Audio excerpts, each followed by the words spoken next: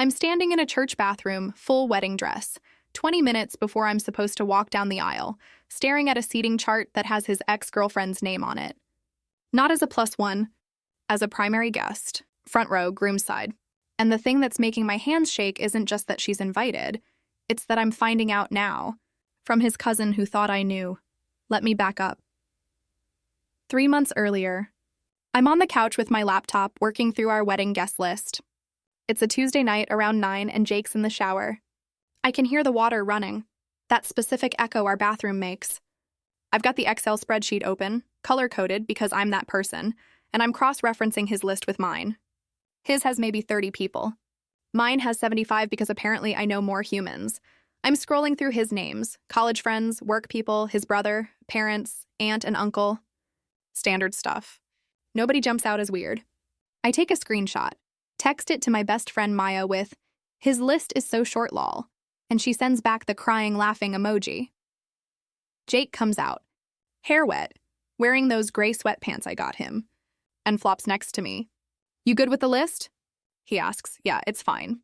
Small but fine. He nods, grabs his phone, starts scrolling. That's it. Conversation over. Here's what I didn't know then. He had a second list. A mental one. The next 2 months are normal wedding chaos.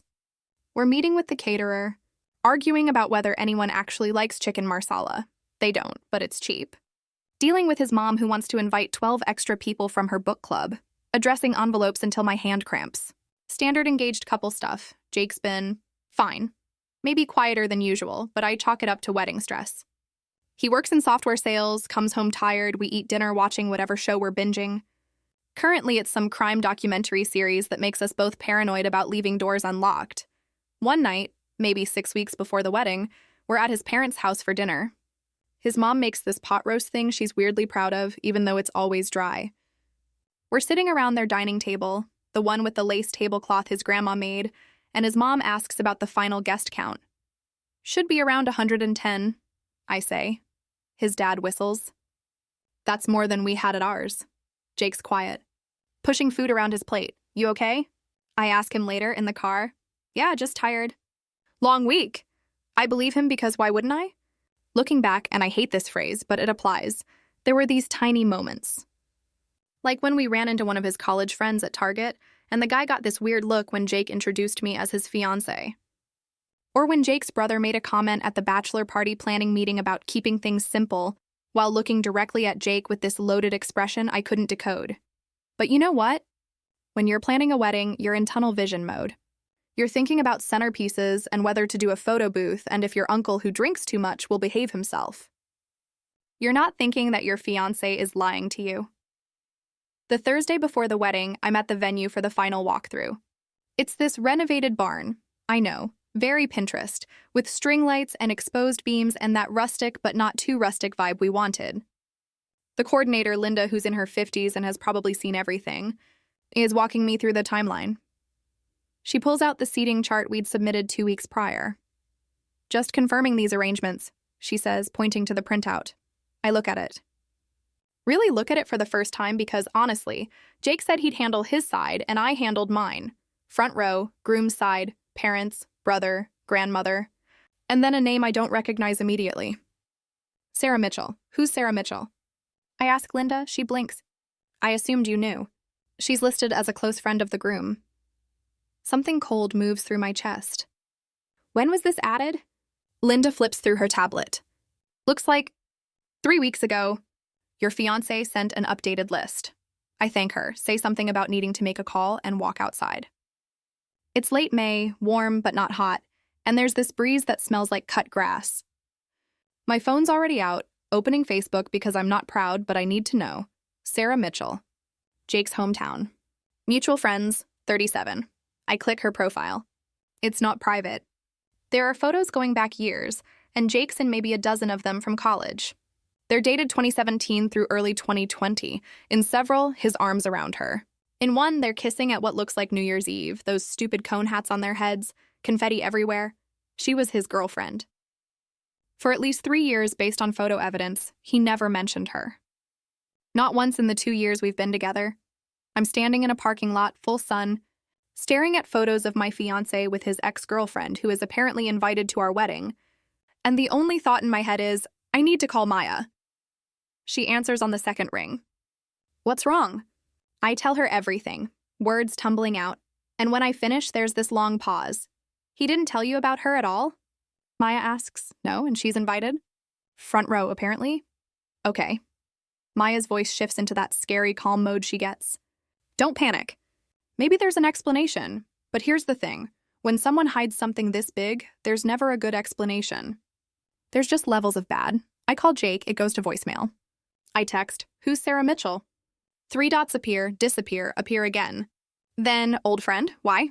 Not my ex. Old friend. I type back, why is she invited to our wedding? 20 minutes pass. I'm sitting in my car now, AC blasting, watching those 3 dots appear and disappear like they're mocking me. Finally, can we talk about this at home? That's when I know it's bad. Because if it was innocent, he'd just explain via text. I drive home. It's a 30-minute drive that feels like 3 hours. I'm playing out conversations in my head, trying to figure out what possible explanation makes this okay. Maybe they're really good friends and he thought I'd be weird about it. Maybe she's someone's +1 and Linda got the list wrong. Maybe I'm overreacting and this is just wedding stress making me paranoid. I pull into our apartment complex, park in our assigned spot next to his Civic. He's home. His car's there, which means he left work early. He's sitting on the couch when I walk in. Still in his work clothes, buttoned down in slacks, but he's taken his shoes off. That weird detail stands out. Socked feet somehow make this worse. Hey, he says, I don't sit. I stand in the doorway, purse still on my shoulder. Explain, he sighs. Actually sighs like I'm inconveniencing him. Sarah and I dated in college. We broke up 4 years ago. We stayed friends. I wanted to invite her because she's been a part of my life. You never mentioned her. It didn't come up. Jake, we've been together 2 years. We talk about our exes. You know about Daniel, about that nightmare 6-month thing with Ethan. I know about Rebecca from grad school. But you never mentioned a 3-year relationship? He's quiet, doing that thing where he picks at the couch cushion seam. Were you going to tell me she was coming? I ask. More silence. Jake. I was going to mention it. When? When she showed up at the ceremony? I didn't know how to bring it up without you getting upset. And there it is. The thing that makes my blood go hot. So you just didn't? You invited your ex-girlfriend to our wedding and didn't tell me because I might get upset? It's not like that. What's it like then? He stands up now, runs his hand through his hair. She's important to me, okay? We ended on good terms. She's been supportive of us. I wanted her there. Have you been talking to her? Pause. Too long of a pause. We text sometimes. How often is sometimes? I don't know, every few weeks? I pull out my phone, open Facebook, pull up her profile, turn it toward him. These photos, 3 years. Were you going to mention that too? His face does something complicated. You went through her Facebook? Answer the question. Yes, we dated for 3 years. Yes, it was serious.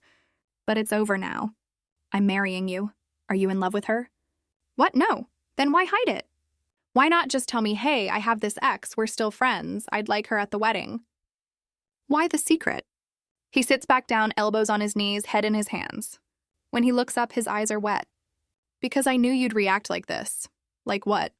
Like a person who deserves to know basic information about her fiancé? You're being unreasonable. That word, unreasonable. It hits different when you're actually being incredibly reasonable and someone's trying to gaslight you about it. I need you to uninvite her. I say, I can't do that? Why not? Because she already booked her flight. She's flying in from Portland. She took time off work. I don't care. You're asking me to choose? Yeah, Jake, I am. Me or your ex-girlfriend at our wedding. That shouldn't be a hard choice. We fight for another hour.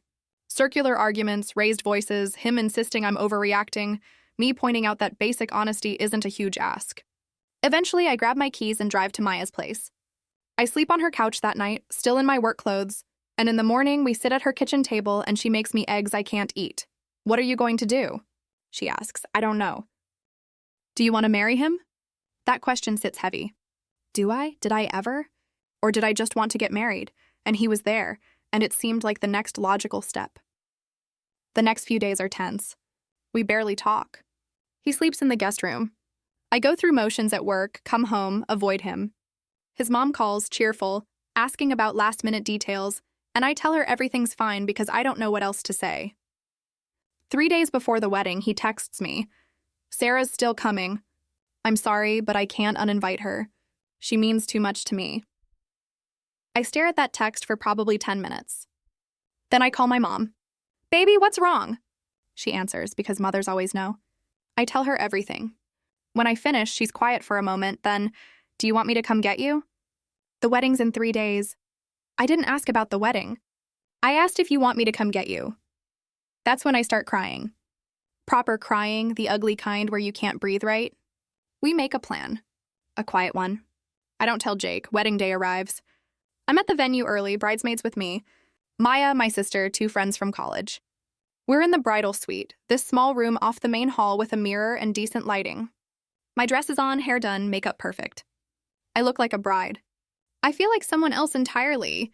That's when Jake's cousin Emily knocks on the door. She's 17, sweet kid, volunteered to help with setup. "Hey, I just wanted to check. You're okay with Sarah sitting front row, right?"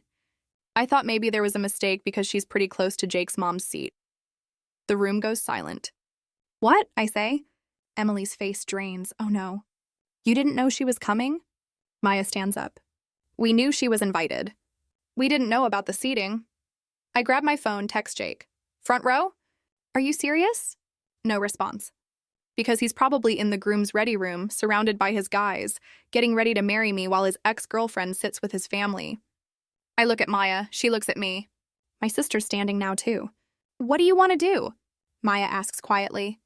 I think about walking down that aisle, seeing Sarah in the front row, saying vows to a man who thought lying to me for months was acceptable because I might get upset, spending the rest of my life wondering what else he's not telling me. I want to leave. My sister nods once, sharp. Then we leave. It takes 15 minutes to coordinate.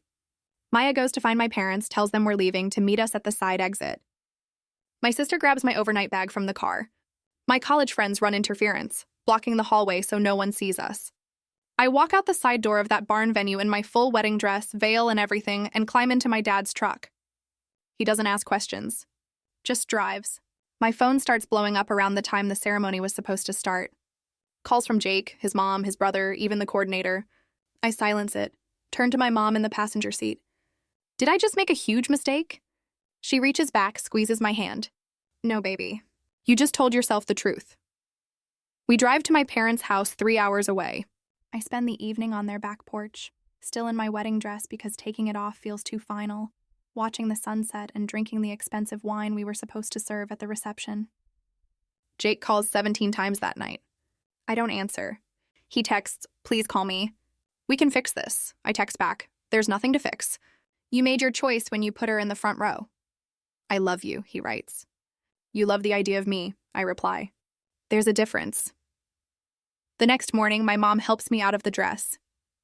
We pack it in the garment bag, and it goes in the back of her closet. Maybe I'll sell it. Maybe I'll trash it in some cathartic ceremony. Right now, I don't care. Social media is a nightmare. People are asking questions.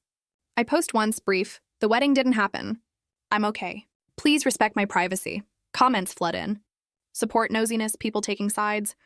Maya posts a story. A photo of us from the venue, me in my dress, her in her bridesmaid dress, both of us giving the camera the finger. Caption, "Choose yourself." It gets shared 200 times. A week later, Jake's stuff is out of our apartment. His brother picks it up while I'm at work. He leaves the key on the counter with a note. He's sorry. We all are, but here's the thing. Sorry doesn't fix lying. Sorry doesn't erase months of deception. Sorry doesn't change that when it mattered. He chose someone else's feelings over mine. I find out through mutual friends that Sarah didn't even end up going to the venue. She heard what happened, turned around at the airport, flew home. Part of me wonders if she knew what he was doing. If she pushed for that front row seat or if it was all him. I don't really care anymore. It's been 4 months now. I'm in a new apartment, 1 bedroom, plants everywhere, my own space. I started therapy, which I should have done years ago. I went on a terrible Hinge date last week that at least makes for a funny story. Maya and I took a trip to Colorado, hiked mountains I couldn't pronounce, drank terrible gas station coffee at sunrise. Someone asked me recently if I regret walking out. If I wish I'd handled it differently, talked it through, given him another chance. Here's my answer. I regret nothing. Because here's what I learned. When someone shows you they're willing to lie about big things, believe them. When someone values keeping the peace over being honest with you, that's not love. That's convenience. Jake wanted a wife who wouldn't ask hard questions, who'd smile through anything, who'd ignore the woman in the front row because making a scene would be embarrassing. But I'm not that person. Turns out walking out of your own wedding in a dress that costs $3,000 is exactly the kind of scene I'm willing to make. And honestly, best decision I ever made. My life is smaller now, quieter. But it's mine. Completely, entirely mine. No lies, no wondering what I don't know, no front row ex-girlfriends. Just me, my overpriced coffee addiction, and a future that's wide open. I'll take that over a marriage built on omissions any day.